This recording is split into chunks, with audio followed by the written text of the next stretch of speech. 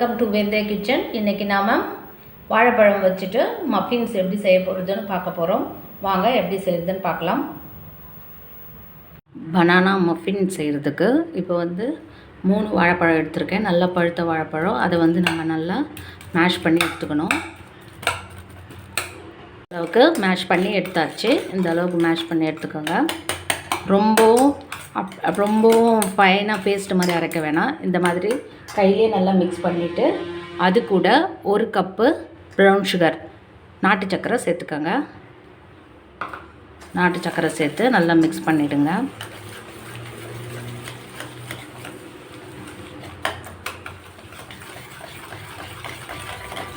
நல்லா மிக்ஸ் பண்ணிவிட்டு 1/2 கப்பு எண்ணெய், சன்ஃப்ளவர் ஆயில் எடுத்துருக்கேன். 1/2 கப்பு எண்ணெய் சேர்த்துக்கோங்க.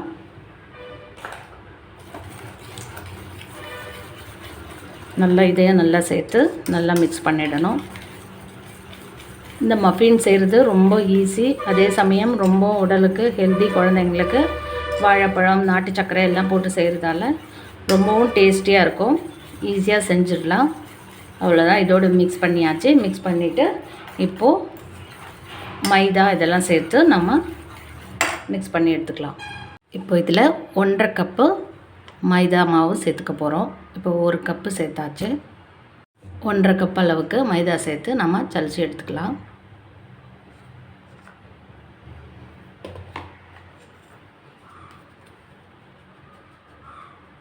ஒரு ஸ்பூன் பேக்கிங் பவுடர் சேர்த்துக்கோங்க.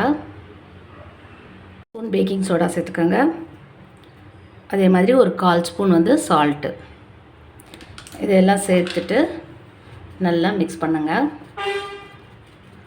நல்லா சலிச்சு எடுத்துக்கணும். சலிச்சு எடுத்துட்டு அதுக்கப்புறம் மிக்ஸ் பண்ணிக்கலாம். இந்த மாதிரி சலிச்சு எடுத்தாச்சு.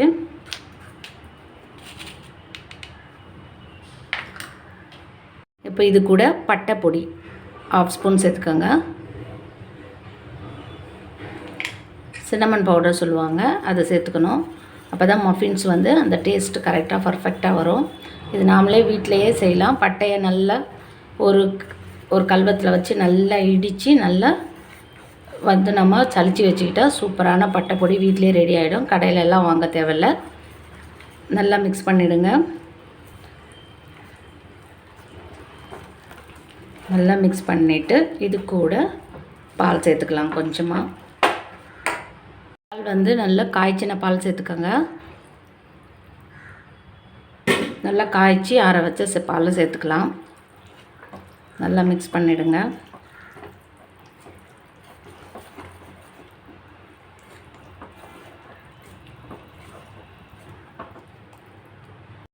இது கூட நட்ஸ் கொஞ்சம் சேர்த்துக்கலாம்.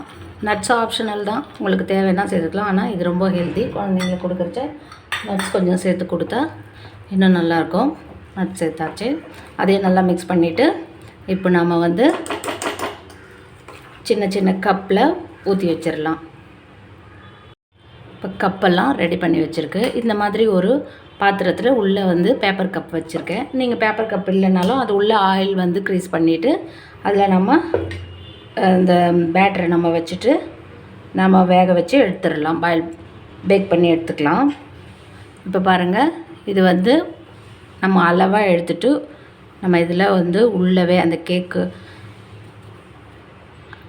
ரொம்ப ஃபுல்லாக போடக்கூடாது. கொஞ்சமாக போட்டாலே போதும்.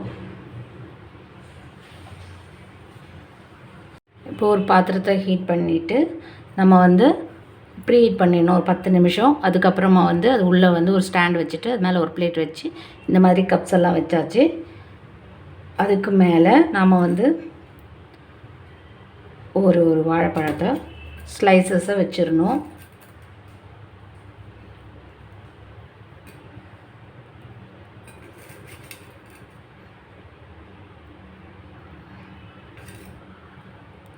ஒரு ஸ்லைஸ் வச்சுட்டு நட்ஸு கொஞ்சமாக தேவைன்னா நட்ஸு சேர்த்துக்கங்க. இல்லைன்னா வாழைப்பழம் மட்டும் போதும். அவ்வளோதாங்க, ரெடி ஆகிடுச்சு. இதை நம்ம இப்போது ஒரு 30 இல்லைன்னா 30 to 45 மினிட்ஸ் நம்ம பேக் பண்ணி எடுத்துக்கலாம். நம்ம இப்படி ஒரு மூடி போட்டு மூடி வச்சுட்டு அதுக்கப்புறம் பார்க்கலாம். ஃப்ளேம் வந்து மீடியம் ஃப்ளேமில், ரொம்பவும் ஸ்லோவாக இருக்க வேண்டாம், ரொம்ப ஹையாக இருக்க வேண்டாம், கொஞ்சமாக மீடியமாக வச்சுட்டு வேக வச்சு எடுத்துக்கோங்க. இப்போ ஒரு 30 to 35 மினிட்ஸ் ஆகிடுச்சு. பாருங்கள், மஃபின்ஸ் எல்லாம் சூப்பராக ரெடி ஆகிடுச்சு. நல்ல வாசனை வருது. எப்போவுமே பேக் பண்ணுறப்ப நல்லா அது வந்து ரெடி ஆகிட்டா நல்ல வாசனை வரும். அப்போ தான் நம்ம எடுத்து பார்க்கணும். இப்போ பாருங்கள், இதில் வந்து ஒரு ஸ்டிக் வச்சு நம்ம பார்க்கலாம். இதில் ஒட்டாமல் வந்தால் ரெடி ஆகிடுச்சு. பாருங்கள், ஒட்டவே இல்லை. எல்லா மஃபின்ஸும் சூப்பராக ரெடி ஆகிடுச்சு. இப்போ நாம் இதை வெளியே எடுத்துடலாம். வெளியே எடுத்து நல்லா ஆற வச்சுட்டு எடுத்தால் சூப்பரான மஃபின்ஸ், குழந்தைங்களுக்கு பிடிச்சது, ரொம்ப டெலிஷியஸாக இருக்கும், ரொம்ப ஹெல்த்தி. இது நம்ம எடுத்துகிட்டு இப்போ சர்வ் பண்ண வேண்டியது தான் குழந்தைங்களுக்கு. வீட்டிலையே சூப்பரான வாழைப்பழம் மஃபின்ஸ் ரெடி ஆகிடுச்சு. இது ரொம்பவும் ஹெல்த்தியானது. இதில் வந்து ப்ரௌன் சுகர், அதாவது நாட்டு சர்க்கரையும் வாழைப்பழம் மட்டும் சேர்த்து நான் செஞ்சுருக்கேன். இது நீங்கள் மைதாவுக்கு பதிலாக நீங்கள் வந்து கோதுமை மாவுலேயும் செய்யலாம். இதில் நட்ஸு சேர்த்து செய்யுதுன்னா அதுவும் நல்லாயிருக்கும். நீங்கள் வீட்டில் எல்லோரும் ட்ரை பண்ணி இந்த டிஷ்ஷை செஞ்சு பாருங்கள்.